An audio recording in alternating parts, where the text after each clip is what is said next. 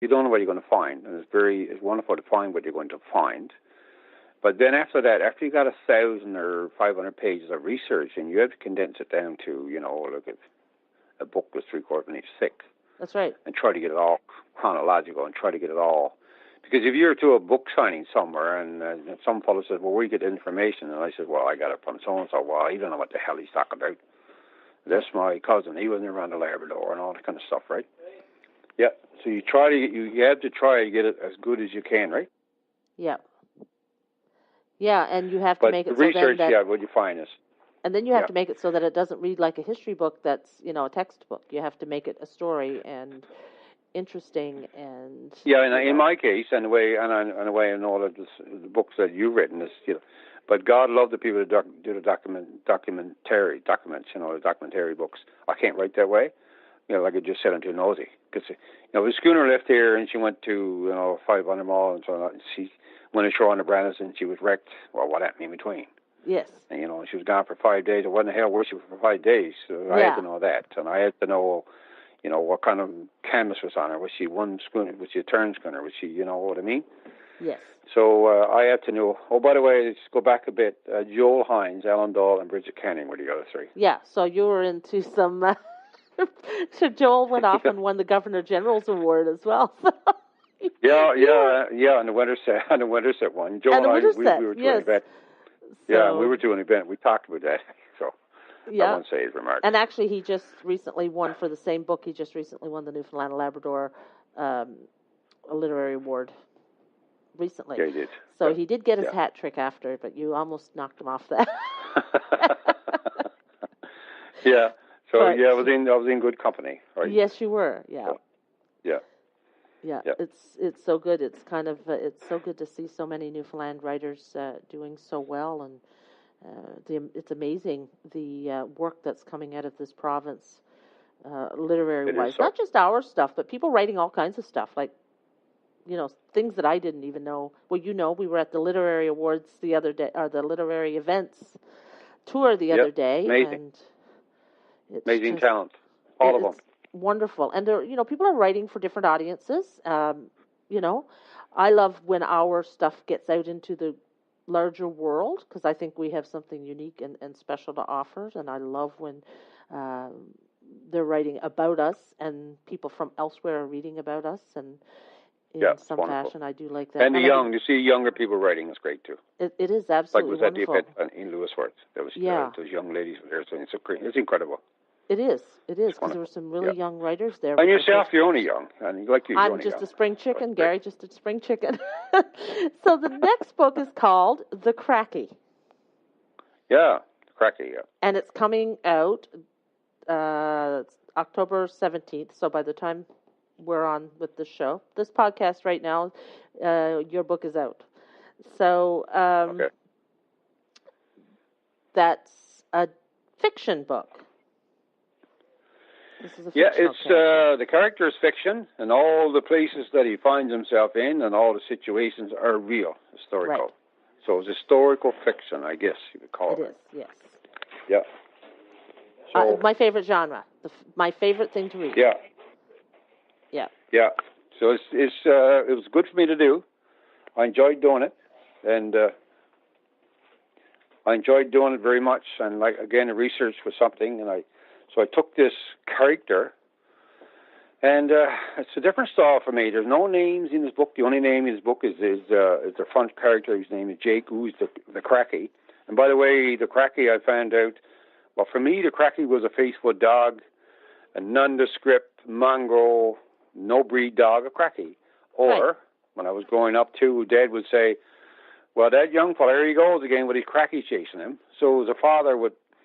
a young boy was always chasing his father, or a friend had someone's face, whatever it's called. He's a real Crackie. He's always right behind his ass. He's always chasing him, right? Yeah. Or I was doing an event the other day, and this gentleman asked me what I was doing, and I told him, new one. And I said, the Crackie. And he said, well, you're writing with the drug addicts. I think that's a new... I had not thought about that, but crackage, So, I think that's a new evolution of the language there. Evolution is the right word. So this is where we are in our world, The drugs are all they're rampant, and I won't get into that. But that's what it was. So anyway, this Crackie is none of the above, really. He's faithful, and he's born into an outport island, which could be your island, it could be Chains Islands, or Bragg's Island, it could be any of the islands that are around. And if I describe Harbour Rock, or if I describe the grounds they fished on, or describe a certain place, it's real because I took an island to model it from. So it's a real place. So he's a redhead, and he stutters. His father hates him, doubts his parentage. He's accused of murdering his father, pushing him over the boat. And he gets a girlfriend, and he ends up aboard the Stefano, joined the sealing disaster of the SS Newfoundland. And he's aboard when an old man Kane decides not to go aboard like the rest of the ships for the respect he stays of hunting, which they don't like. And he becomes really adept at shooting or swatching, if you know what I mean. Swatching is killing seals in little swatches of water between the ice pans. Right. He's a real crack shot. He's still a Crackie. And he ends up and he lies with his age. And he goes to war and he becomes a sniper. So now he's a Crackie after the Turks. He's a crack shot. And he gets wounded and he goes to Alexandria and he's walking through the bay. And he comes back and he has a confrontation waiting at home. That's the Crackie. I'm really, really looking forward to this book. I will be picking it up as soon as first time I see it on a shelf somewhere, I'll be grabbing it. Thank you very much.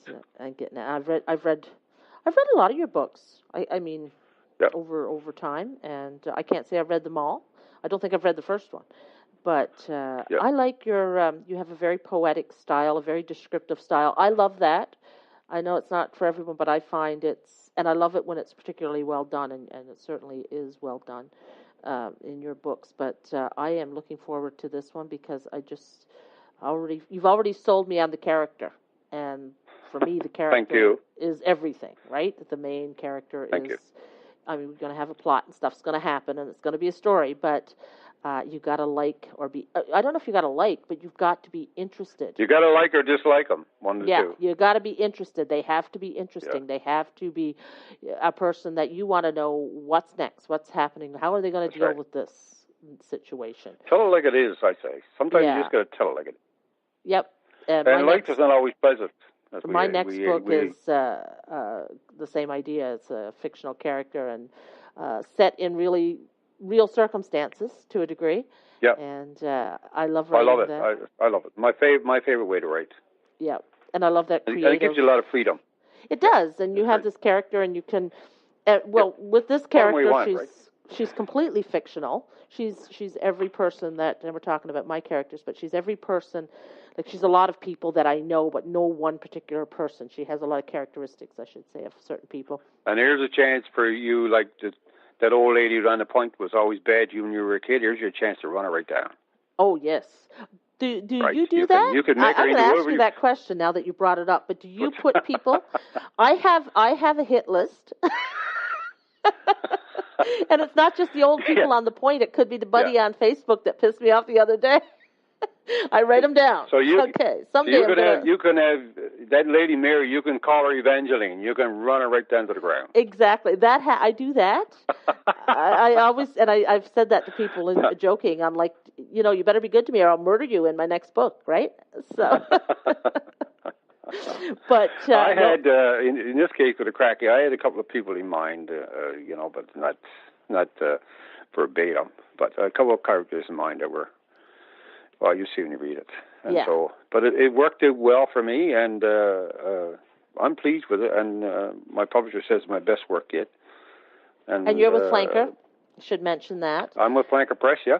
Yeah. Flanker Press has been good to me. I've had other offers a couple of times. Publishers have approached me, and I'll stay where I am for now until everything's fine. They're good to me, I got to say, and we've become friends over the years. I've been with them now for.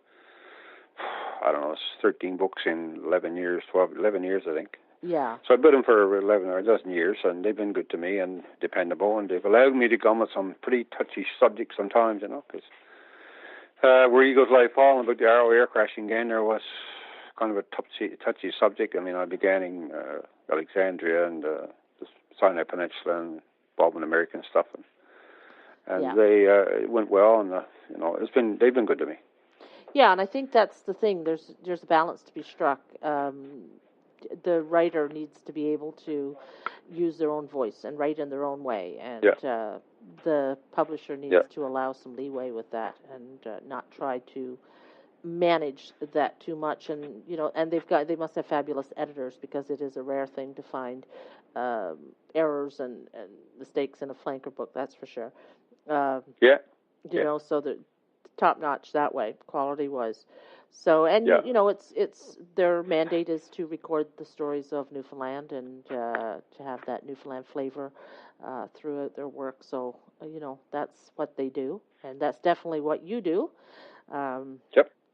So it's probably a good fit. I'm a firm believer that you find the right home for your work. And for some people, that's a local publisher. For some, it's a big publisher. For some, it's independent publishing, and whatever works for what you're Absolutely doing, what your story is. And one writer may have several different options that way too, because not everybody writes the same things. So anyway, whatever works. We are getting low on time, but you will be. Yeah, me too. You will be in Gander at the literary event at the library on October 27th. October 27th. I will. And you're in St. John's, right? I will. I am. And you're on a panel in St. John's. Yes. That's true. And I'm having the town here, my own town here, is having a book launch for the Crackie. It's Tuesday, October 30th, 7 p.m. at the Hare Bay Library. They're having a book launch. Well, if I don't see one in the store before then, I might be down there to get a book. It's not that far. Not that far. No. Not that far at all. But yeah, it's good. It's good. Librarian. They're good to me. They have a little thing. So this year they're going to have a book launch. So Tuesday, October 30th, 7 p.m. At our Lewisport event, I loved when one of the writers said they loved doing this surrounded by books, and that's. Well, he's different from me. I hate it. Yeah. I'll tell you why. I go to chapters and I hate it. I go to any library and I feel, well, I know I'm not going to live long enough to read them all. I know, that's frustrating. Even if you had all the time in the world and that's all you did, you would never have time. But I know what Dan meant in the meantime, but that's just being confrontational, I know. But you know what I'm saying? Yeah. I go and see, geez, well, I'm never going to live long enough to read, not even 1/10 of them, eh? Yeah. That's how it is. I'm here in my house now in a place I call the Part, which is my place, my part. I'm surrounded by my own collection. I don't know, I probably got 3,000 books. And I'd say I got 500 of those left to read yet. Wow. So I'm not even going to venture on chapters. I have a lot of books, but what I keep doing is I buy a new one. Now I'll buy your book and I'll read that one. So all the ones I've collected over time, they still sit there. And then I know I'm going to run into the author, because I read a lot of Newfoundland books, so I'm going to run into the author. So then I'll read 3 or 4. I'm not consistent, and they'll be 5 or 6 years old, and then I'm like, I'm going to run into somebody. I better read their book so I can talk about it to them. So anyway, thank you so much for your time. You've got lots of stuff on to go, so we'll see you in Gander, and thanks a lot. And thank you for the excellent. I always say the interview is no better than the questions that are asked. So you've done well. You've done well, and I look forward to our meeting, and I'll certainly pick up your book, and I won't leave it one of the 500s on my shelf unread. There you go. Okay, love. Watch for the column in the Central Voice too. I'll see what I'll do all that. All right. And thank you very much. Thank you very much for the review. Thank you, lover. Bye. Bye-bye. You've been listening to Bridges radio program. Find us again next Friday at 8 p.m. Bridges is produced at Citadel House Studios in Lewisport, Newfoundland and Labrador, and is a collaborative project between Carolyn R. Parsons and Citadel House.